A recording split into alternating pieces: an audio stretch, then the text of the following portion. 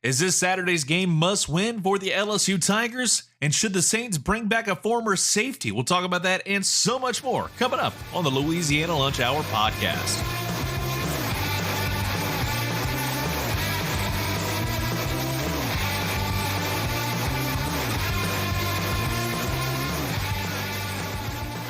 And welcome back to another edition of the Louisiana Lunch Hour podcast. Appreciate you listening in. Make sure you check us out and give us a follow and a review over on Spotify or wherever else you get your podcast from.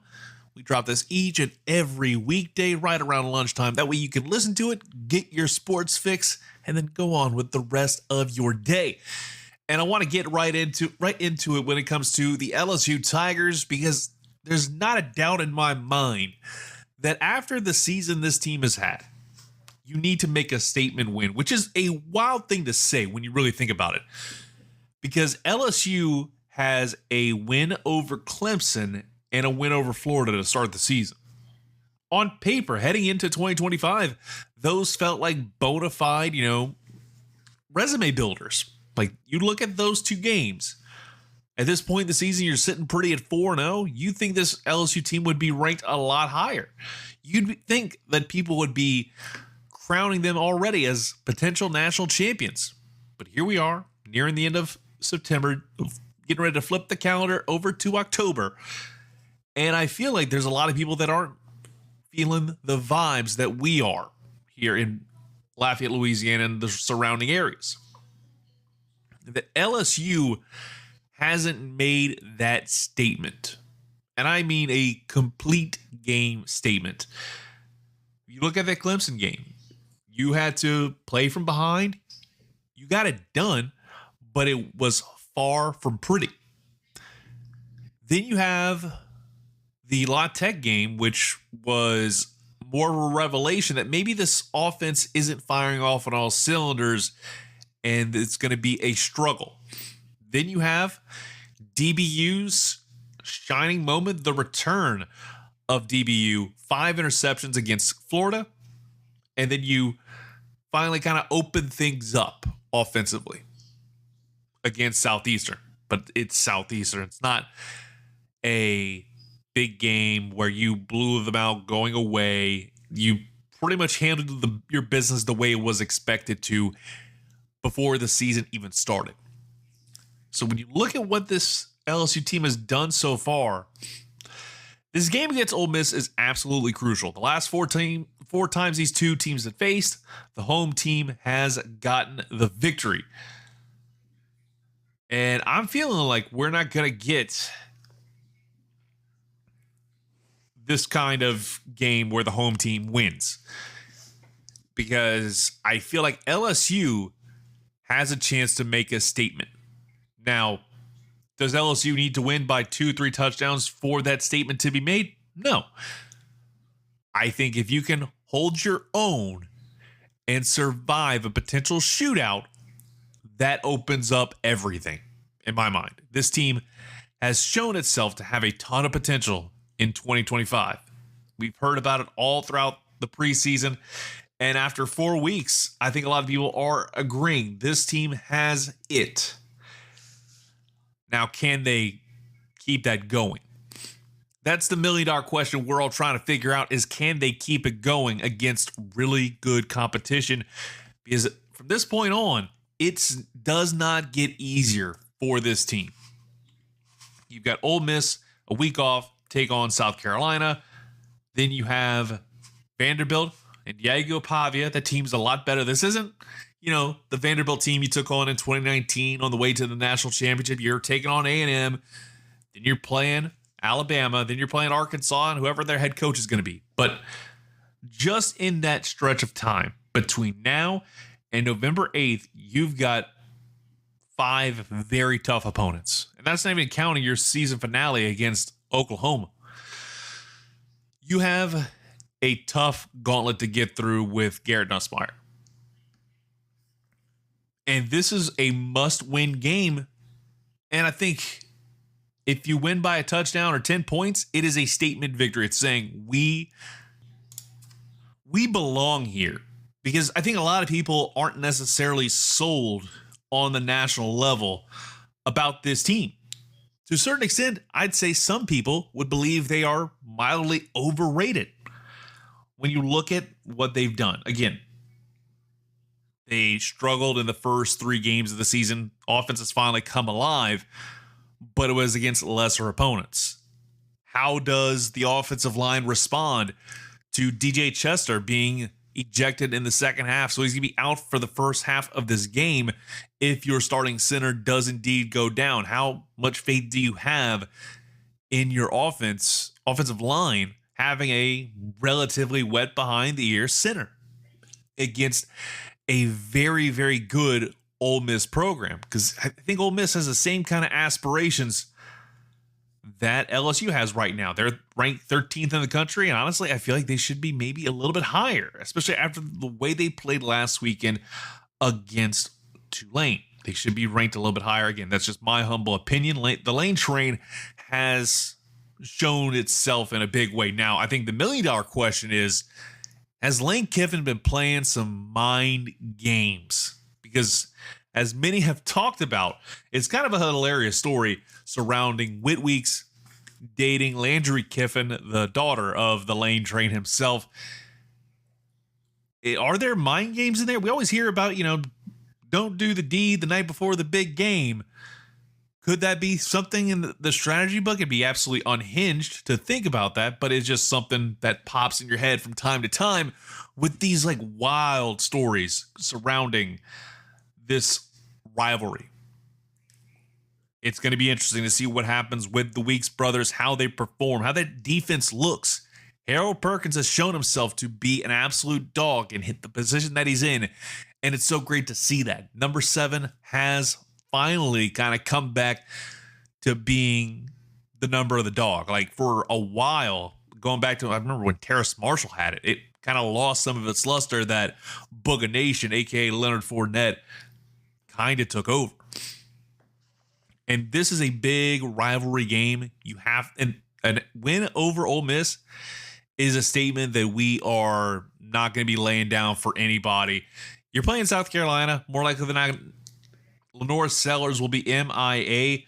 So more likely than not, after that bye week, Garrett Nussmeier, hopefully he's healthy, and everything else starts to open up. All these different opportunities are right there for the picking.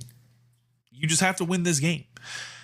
And I think one of the big keys, it has to be Caden Durham. Hopefully he is going to be 100% because according to Brian Kelly during the press conference on Monday, he's going to be practicing lightly. He's going to be more or less kind of controlled on his reps. Very similar. And, when I heard ankle sprain, I got immediate PTSD to Leonard Fournette during his last year at LSU, where he wasn't the same guy. He still looked good, but it just wasn't necessarily at that same clip, the same performance level that he was at. And they were always talking about, Les Miles was constantly talking about having him on a pitch count. And this is a guy that you don't want to have on a pitch count. He's a one-of-one, just absolute monster. And you're only going to put him out there a handful of plays a game. Now, I'm hoping there are some other guys in that mix in the run game that can help this program, find that run game, find that consistent running game. Because again, you can't necessarily rely on one running back. And we've seen that a lot over the last, let's say, couple of years with LSU, where it's not been just one guy getting it done. It's not just one player in the backfield that's been just the bell cow. It's been a concerted effort amongst several players, and hopefully they can kind of step their game up and get things done. Now we're going to get to another question that I think we're all kind of thinking about, because the news came out that CJ Gardner-Johnson got released in a very surprising fashion. It's not like he was doing bad over in H-Town, but to see his name pop up as a free agent is kind of crazy. After only 3 games, getting released pretty much out of nowhere. And USA Today wound up putting out an article talking about potential landing spots. Again, he played with the Philadelphia Eagles. Some are saying they're saying the New York Jets, the Dallas Cowboys, the Chiefs, but I'll posit it because the Saints absolutely need a dog at safety. And I know CJ Gardner-Johnson didn't necessarily, he rubbed some people the wrong way, but the guy, when he was playing for the Saints, he brought the wood. He was a consistent player from the word go. I would love to see him back in the black and gold. Maybe not the best choice in terms of just the overall dynamic, but at the end of the day, this is a new era, new team. There's a whole bunch of new. Why not give him a flyer? If it doesn't work out, you can always cut him, and you're probably going to get him, relatively speaking, and I say emphasis on relatively, on the relatively cheap, because he's coming off of only playing 3 games this year so far. And you're seeing a guy that, why not kick the tires on him one more time? Because he did pretty good, and you let him go. You traded him off. We talked about it a lot on Tuesday's pod, conveniently enough, about CJ Gardner-Johnson and how much of he wasn't like the greatest draft pick of all time, but he was somewhere in that upper tier when you compare it to some of the Saints draft picks over the last several years. I'd say he's at a level of Paulson and Debo, and I would love to see what he can do at safety, because the Saints are desperate, I think, at this point, to find a good, consistent, and more importantly, healthy safety depth. That's the biggest thing that I think the Saints team needs to focus on as they prepare for what seems like it's going to be an absolute shellacking this Sunday against Buffalo. I'd say if you're a Saints fan, might just want to kind of figure out something else to watch, something else to do on your Sunday afternoon rather than watch that Saints team lose again. When Seattle puts a 50 burger on you, you got to kind of think, oh, we could see the NFL record for points get broken, right? I'm hoping that's not the case because, you had the Buffalo Bills for a little bit, at least struggle, and it was a very competitive game against the Miami Dolphins last Thursday night. For a good chunk of that game, it was very competitive. That was a little surprising. At the end of the day, I think the Saints need to at least give him a shot in order to see what he can do, and then you make some other decisions down the road. I just feel like that's the right way to go about it if you're New Orleans, because you don't have that many options left at this point when it comes to safety. So why not at least look to bring back somebody that maybe doesn't necessarily vibe with everybody else. And we'll kind of flip it over real quick back to LSU to wrap up the pod, because we did in fact see the LSU football schedule revealed for the next 4 years. And I'll just give you 2026 right now, simply because that's the easiest one to kind of look at and be like, okay, let's see how the SEC determined things, because that's always the crazy part, is to see 2026. Obviously, you got 2027, 28, 28, 29. But 2026, for what it's worth, is going to be the way they've set this up for the next 4 years is whoever's home,